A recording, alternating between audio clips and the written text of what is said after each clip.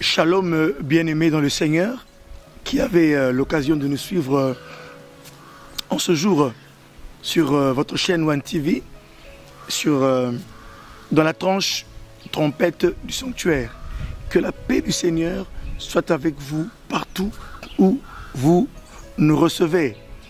C'est le pasteur Tony Maboussi et j'aimerais aujourd'hui m'entretenir avec vous sur l'un des plus beaux textes de la parole de Dieu. Et c'est un passage de l'Ancien Testament qui a été prêché par plusieurs personnes. C'est un passage que beaucoup de gens connaissent, qui parfois est récité de mémoire. Mais j'aimerais le partager avec vous aujourd'hui, verset par verset, faire avec vous une petite étude sur les richesses contenues dans ce passage. Il s'agit du psaume 23. Le psaume 23. Là où David dit « L'Éternel est mon berger, je ne manquerai de rien ». Si je devais intituler mon enseignement, je donnerais pour titre « Le bon berger ». Le bon berger. Bien-aimés, laissez-moi d'abord vous lire ce texte. Cantique de David. L'Éternel est mon berger, je ne manquerai de rien. Il me fait reposer dans de verts pâturages. Il me dirige près des eaux paisibles. Il restaure mon âme. Il me conduit dans les sentiers de la justice à cause de son nom. Verset 4.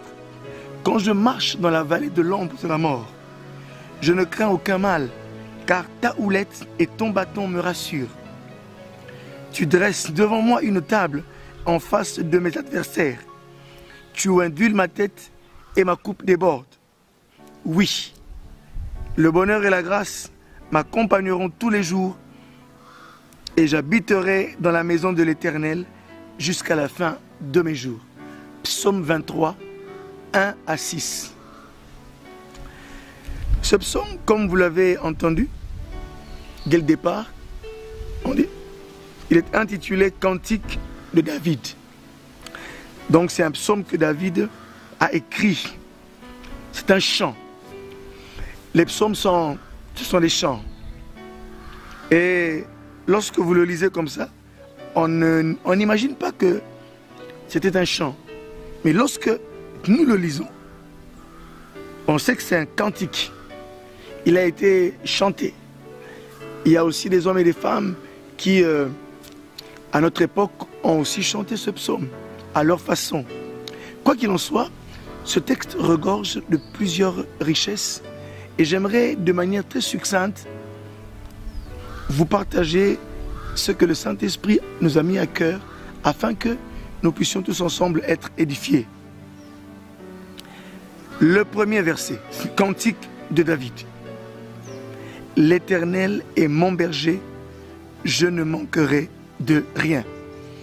La première chose qui nous frappe au verset 1, c'est que David pose ici une affirmation. Il fait une affirmation qui ne souffre d'aucune équivoque. Il dit l'Éternel est mon berger, je ne manquerai de rien. La première chose que nous retenons de ce psaume, il fait une déclaration très très forte qui bien sûr aura un impact sur le reste de la chanson, le reste du texte. Il dit l'Éternel est mon berger. Il pose la première des choses comme l'Éternel est mon berger. Quand il dit que l'Éternel est mon berger, c'est que David se met à la place de la brebis. Nous savons tous que le berger, c'est celui qui a un troupeau, c'est celui qui a un troupeau sous sa garde, qui veille dessus. Ça peut être un troupeau de moutons, de chèvres, mais c'est quelqu'un qui est en charge des animaux qu'il est en train de paître.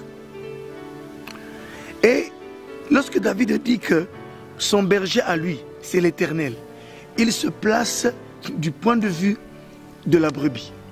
Quand il dit l'Éternel est mon berger. Et moi, la première question que j'aimerais vous poser, c'est laquelle? Qui est votre berger?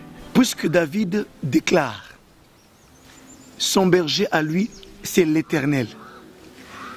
Il se place, donc comme je le disais, du point de vue d'une brebis. Les paroles de David, voyez-les comme celui qui se place du point de vue de la brebis. Il dit l'Éternel est mon berger. La première chose que nous retenons ici, c'est que en tant que brebis, il a un berger. Son berger, c'est l'Éternel. C'est Yahweh. Celui qui a fait le ciel et la terre. Celui qui s'est révélé à Moïse. Celui qui s'est révélé à Abraham, Isaac, Jacob. C'est lui son berger. Et c'est fort. C'est fort d'avoir, pour celui qui vous conduit, pour berger. Dans le mot berger, il y a toute une richesse. Car le berger, c'est celui qui prend soin d'eux. Le berger, c'est celui qui dirige.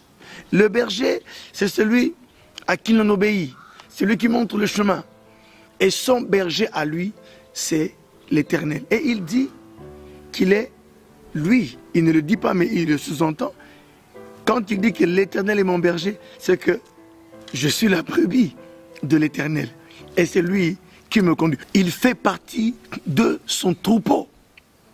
C'est que parmi ceux qui sont dans le troupeau de l'Éternel, David déclare en faire partie. L'Éternel est mon berger. C'est pourquoi tout à l'heure je posais la question de savoir qui est votre berger? Qui est celui qui prend soin de vous? Ou encore pourrais-je dire, qui avez-vous choisi comme berger? Moi qui vous parle, en acceptant Jésus-Christ dans ma vie comme Seigneur et Sauveur, j'ai choisi le Seigneur comme mon berger. La conséquence première, il dit, l'Éternel est mon berger, je ne manquerai de rien. Premièrement, quand il dit que l'Éternel est mon berger, il y a ici deux personnages. L'Éternel qui est le berger, et puis il y a David qui est la brebis. Il y a une relation. Avez-vous une telle relation? La première des choses que je suis en train de souligner ici, c'est d'avoir l'Éternel comme son berger. Il y a ici une forte relation. Nous savons tous que la relation qui unit la brebis à son berger est une relation qui est forte. Parce que la brebis dépend de son berger. Parce que la brebis doit suivre son berger. Et le berger a des obligations. Il a des devoirs envers la brebis. C'est une relation très très étroite. J'aime ce que Jésus dit dans Jean 10. Il dit, mes brebis entendent ma voix et elles me suivent. Alléluia. Il souligne quelque chose de très important ici. Il compare ceux qui lui appartiennent à des brebis. Et l'une des conséquences premières, l'une des conséquences non négligeables, c'est que la voix, La brebis, lorsqu'elle entend la voix, elle reconnaît que c'est son berger qui siffle, que c'est son berger qui parle, qui les appelle. C'est pourquoi je suis en train de parler à des hommes et à des femmes qui ont choisi le Dieu du ciel, le Créateur du ciel et de la terre, comme leur berger. Ce qui fait que nous devons être en mesure d'entendre, de reconnaître, d'écouter et d'obéir à sa voix. J'étais dans la conséquence du premier verset. Il dit, je ne manquerai de rien. Aujourd'hui, dire ce psaume dans des pays en crise ou parmi des personnes, des hommes et des femmes qui sont dans des difficultés énormes, reviendrait à presque les provoquer, reviendrait presque à les énerver, pour dire si Dieu était vraiment notre Dieu, pourquoi ceci ou cela nous manque. Mais j'aimerais affirmer avec David ici, il dit que si l'Éternel est son berger, là maintenant je transforme les choses, je le lis autrement, l'Éternel est le berger. Il ne suffit pas seulement de dire qu'on a cru au Seigneur. Est-il votre berger réellement? Car qui dit berger dit obéissance, soumission à sa voix, à sa direction. Et il dit, je ne manquerai de rien. Ou encore on pourrait dire, je ne manquerai pas. David dit ici que quand l'Éternel est son berger, il ne manque pas. Il ne manque de rien. C'est pour dire, mes frères et mes sœurs, dans ce premier verset, cantique de David, l'Éternel est mon berger, je ne manquerai de rien. C'est que les enfants de Dieu devraient être dans une vie où ils ne manquent pas. Et je n'oublie pas ici pour balancer les choses. Il peut arriver des moments dans la vie du croyant que l'Éternel nous fasse passer par certaines choses. Nous le verrons bien sûr à la suite du psaume. Mais cela ne veut pas dire que l'Éternel, le berger, a renié sa mission, a renié son identité. Non. Bien-aimé, j'aimerais dire à quelqu'un que l'Éternel étant notre berger, nous ne manquerons pas. Il dit, je ne manquerai de rien. Il ne manquera pas de nourriture, il ne manquera pas de protection, il ne manquera pas de relation, il ne manquera pas de chaleur, il ne manquera pas. Il dit, je ne manquerai de rien. C'est à vous de compléter ce que ce rien peut signifier. Et il dit, je ne manquerai de rien. Mais suivons plutôt le deuxième verset, où vous allez comprendre quand il dit, je ne manquerai de rien. Vous comprendrez certaines choses à quoi David fait allusion. Il dit, verset 2 maintenant, il me fait reposer dans de verts pâturages. Il me dirige près des eaux paisibles. Il me fait reposer dans de verts pâturages. Il me dirige près des eaux paisibles. Ce verset 2 est relié directement au verset 1. Il dit, l'Éternel est mon berger. Je ne manquerai de rien. Il me fait reposer. L'idée ici, c'est laquelle? L'idée, c'est l'idée de direction. Ici, au verset 2, nous sommes en train de voir une direction. Il dit, il me fait reposer. Il me dirige près des eaux paisibles. Remarquez que la vie du croyant, mes frères, dans cette première partie de 1 à 3, si on peut le dire ainsi, vous vous rendrez compte que la vie est paisible. Quand l'Éternel est le berger, il nous dirige, il conduit David. Et David dit, je ne manquerai pas. Il dit encore, il me fait reposer dans de verts pâturages. Vous savez tous que lorsqu'on est, brebis, tout ce dont a envie une brebis, c'est un vert pâturage. Lorsqu'il y a la sécheresse, les brebis manquent. J'aimerais dire ici une chose. quand il dit « il me fait reposer, il me dirige », il y a une idée de suite. L'Éternel est devant et la brebis est derrière. Vous savez, bien aimé, il y a des cultures dans lesquelles les gens aiment bien. Ce verset a une forte implication même dans certains domaines de la vie. Dans les églises, dans la vie sociale, la vie politique, la vie de famille. Lorsque le chef est devant, le berger, c'est lui qui conduit, lorsqu'il est devant, on le suit. Et la brebis marche à sa suite. Et ici David dit bien, il me dirige, il me fait reposer. Ce n'est pas lui qui choisit les verts pâturages, mais c'est Dieu qui choisit pour lui. Bien aimé dans le Seigneur, j'aimerais dire ici une chose. Lorsque les brebis rentrent dans l'enclos et qu'elles dorment, le berger planifie déjà la journée de demain. Il est en train d'imaginer où est-ce qu'il conduira son troupeau. C'est dire que nous avons un Dieu qui pense à tout. Nous avons un Père qui prend soin de nous au point que lorsque nous sommes en train de nous reposer, lorsque nous ne savons pas ce qui viendra demain, Dieu sait ce qui viendra demain. Tu as un Dieu, vous avez un Dieu dans votre famille qui sait ce qui viendra demain. Il a votre destinée entre ses mains. Et quand les brebis ne savent pas où aller, lui, le berger, sait déjà. Il a prospecté. C'est ici pour dire que, retenez ceci comme vérité.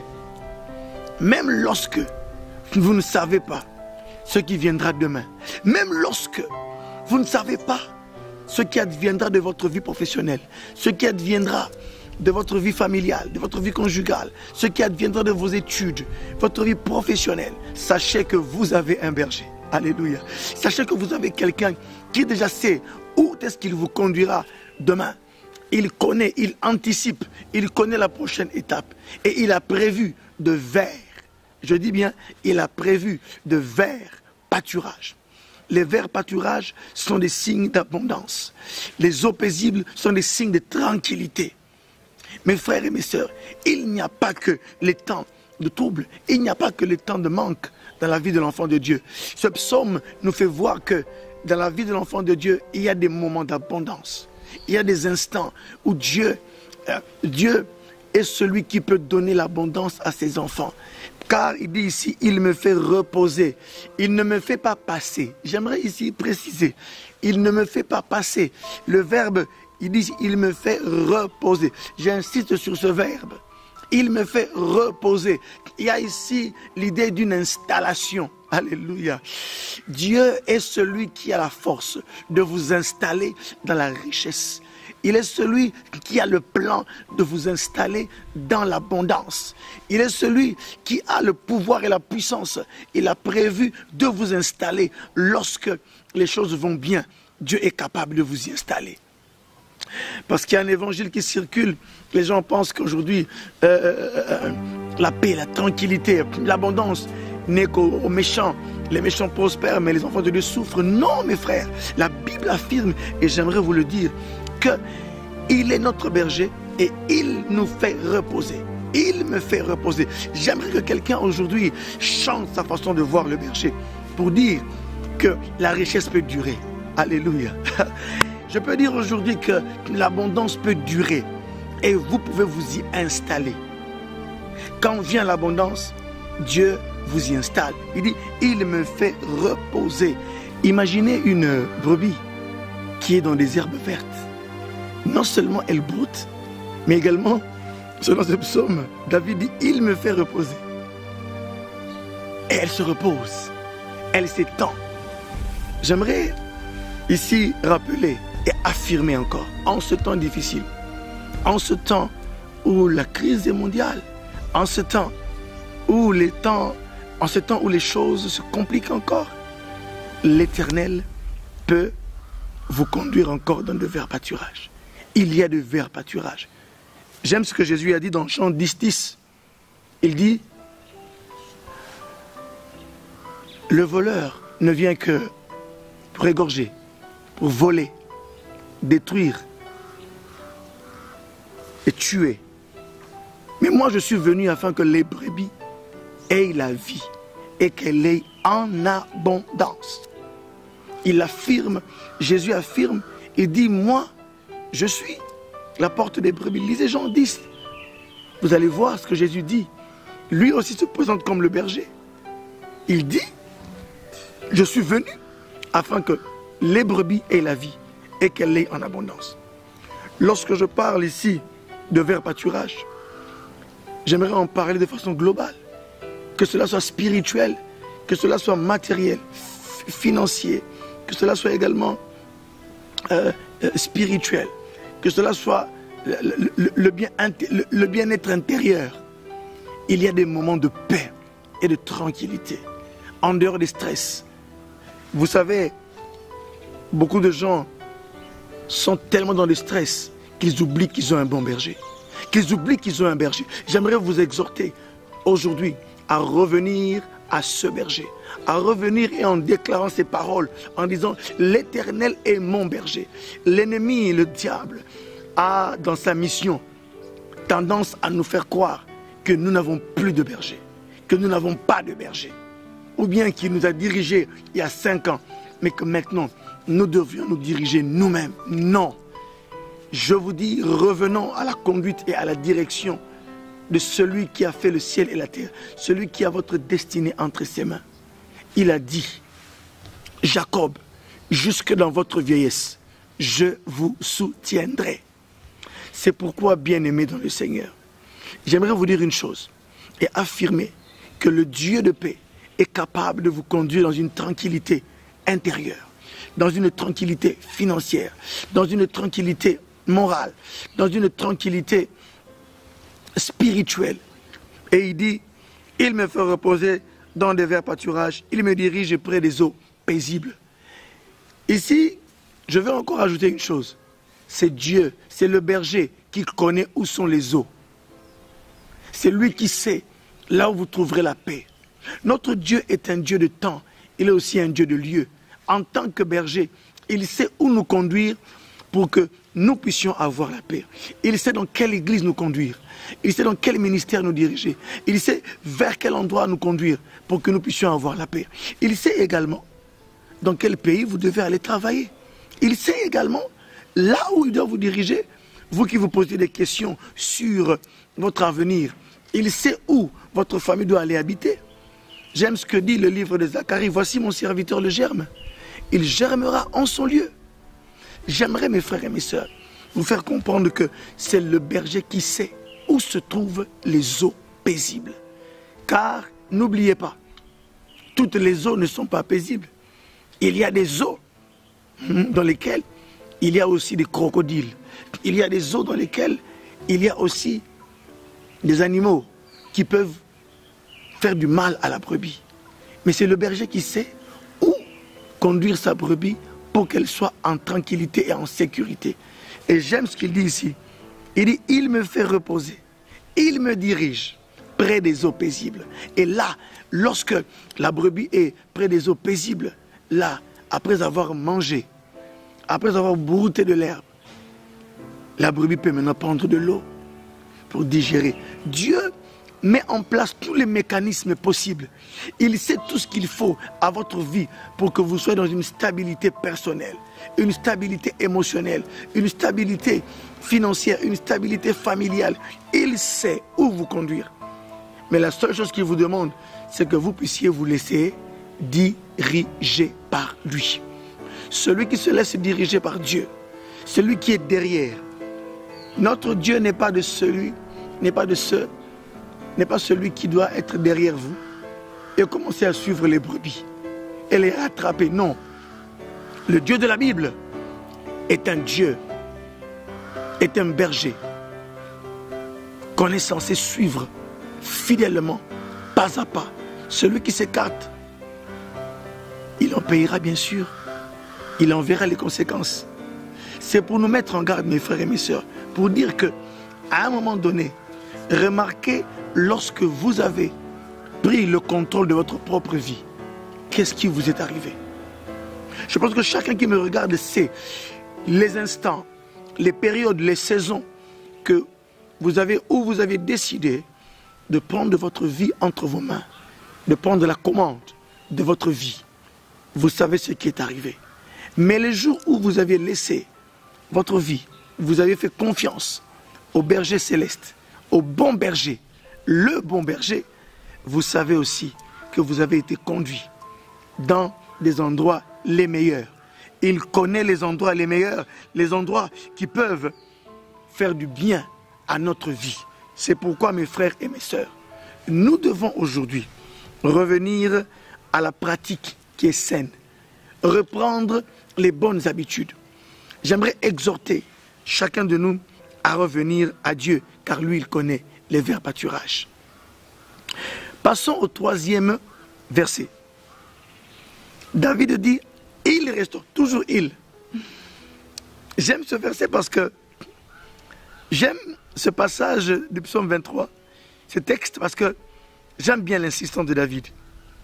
C'est vraiment la brebis qui se laisse, qui a une confiance absolue, totale, presque aveugle. Parce que il sait que celui qui le conduit connaît les chemins. Il dit ici, il restaure mon âme. Il me conduit dans les sentiers de la justice à cause de son nom. Deux choses. Il restaure mon âme. Après avoir mangé, on mange parce qu'on a faim. Il va vers les eaux paisibles, il boit. Et quand il boit, il se refait des forces. Donc, Dieu est celui qui refait. J'aime la version, il y a une version qui dit, là près des eaux paisibles, il y refait mon âme.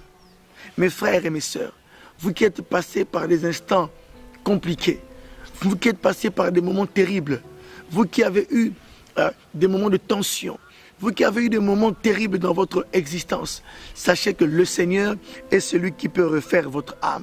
C'est celui qui peut vous restaurer. Il restaure. Le Dieu du ciel est un Dieu qui restaure. Le bon berger est celui qui peut te restaurer. Aujourd'hui, si tu le crois, le Seigneur peut te restaurer. Relisez ce psaume, revisitez-le, car il y a des richesses énormes qui peuvent faire en sorte que Dieu vous visite encore en ce jour. C'est pourquoi il dit ici, il me conduit dans les sentiers de la justice.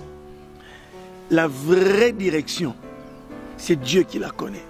La droiture, le berger quand il marche, il suit un chemin.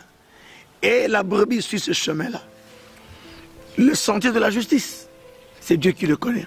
Si vous voulez marcher droitement, suivez le bon berger.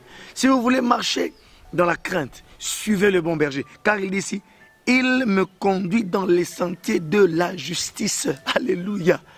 Dieu est celui qui peut vous conduire dans la sainteté, vous conduire dans une vie qui lui plaise lui.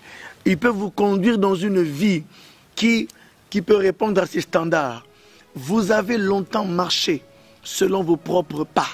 Vous avez longtemps marché selon votre propre façon de voir les choses, selon les préceptes de ce monde, selon l'éducation de ce monde, mais selon les traditions de votre coutume. Mais laissez-moi vous dire que le Seigneur, David dit, l'Éternel est mon berger, je ne manquerai de rien. Il me fait reposer dans de verts pâturages. Il me dirige près des eaux paisibles. Il restaure mon âme. Il me conduit dans les sentiers de la justice. Tout cela à cause de son nom. S'il y a une chose que Dieu fait, il le fait à cause de lui, pour son nom à lui. Parce qu'il sait qu'en étant votre berger, il a engagé sa personne. J'aime ce que dit Moïse lorsque Dieu voulait, à cause du péché d'Israël, il voulait punir Israël. Mais Moïse dit, s'il meurt dans ce désert, les gens diront, que diront les nations des alentours? Ils diront que tu as fait sortir ce peuple et tu n'as pas pu le conduire dans la terre promise. Et c'est pourquoi tu l'as tué dans les déserts. Et là, l'honneur de Dieu a été remis en cause. Mes frères, il y a des choses que Dieu fera à cause de l'honneur de son nom. Eu égard à son nom, il agira en ta faveur et en faveur de ta famille.